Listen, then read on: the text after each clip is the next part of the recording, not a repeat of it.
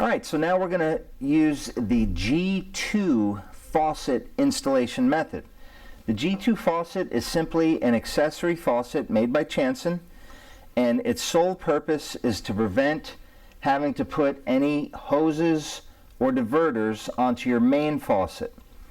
It will require a hole being drilled either in the top of your sink or your countertop unless you have something there pre-existing, like for example a soap pump that you're willing to remove and use that hole for the G2 faucet.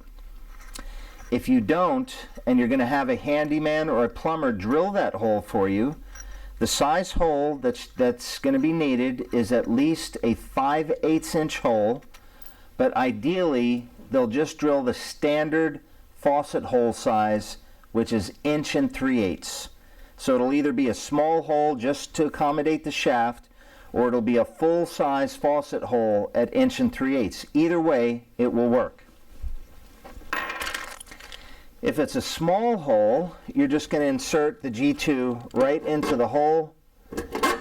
That simply, and the install from the top is almost done. You'll go underneath and connect the bolts, as we'll show you in a second. If you have the larger hole, then we've included this ring inside the kit which would slip on to the shaft, which will cover the larger size hole, and that would be for a standard faucet hole. Essentially, the G2 connects very simply.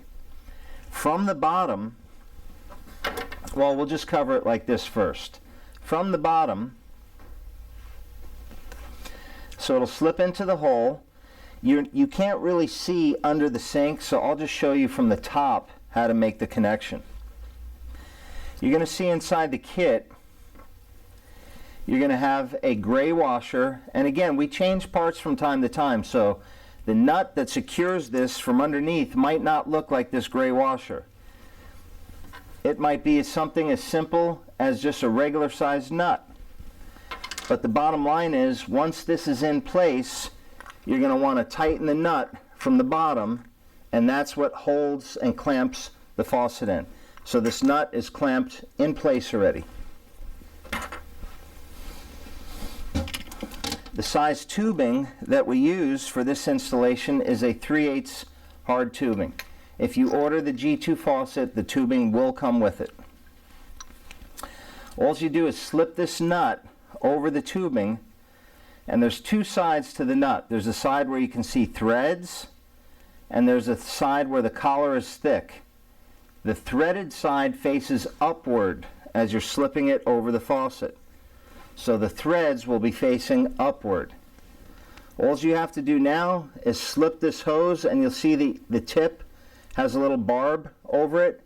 You'll slip this up and over the barb. Now remember, you'll be on your back under the sink pushing upwards at this point, because this is installed and you're going to be pushing it up from underneath. Now all you have to do is put this nut on, tighten it down as tight as you can get it by hand, and then you'll take a wrench from underneath and tighten it as snug as you can get it. Now you have a solid connection going from your pre-filtration unit or direct from the cold shutoff line under the sink right up to your Miracle M.A.X. Now I'm going to pull this hose off so we can finish the demonstration here.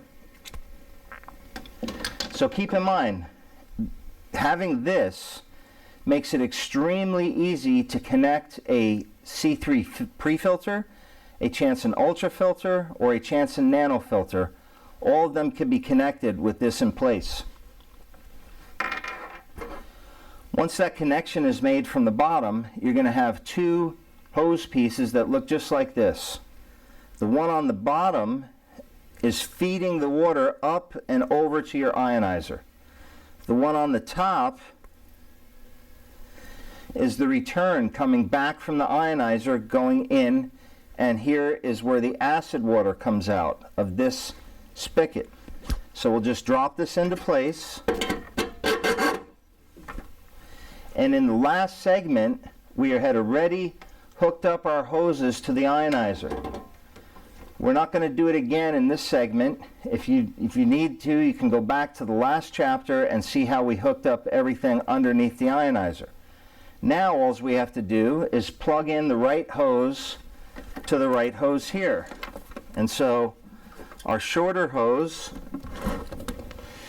is the acid line, which will go to the top hose here. Remember, with quick connect fittings, you want to push them in all the way. And our supply water goes to the bottom hose. Now, for the demonstration purposes, these hoses are left long, but I want you to see how nice and neat this looks. If it's in your kitchen, you don't need any hoses right here. You can basically turn this valve open and leave the water on at all times. There's pressure going to the ionizer, and to turn it on, you simply touch the power button once or twice, depending on whether the screen's gone into sleep mode or not. This is also a very nice way to protect your house from leaks and floods. When you leave for a couple days, you could simply turn this lever off, and now no pressured water is going to the ionizer.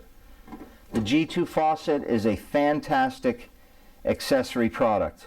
But once it's in place like this, believe it or not, your install is pretty much done at this point, and you're ready to start using the ionizer.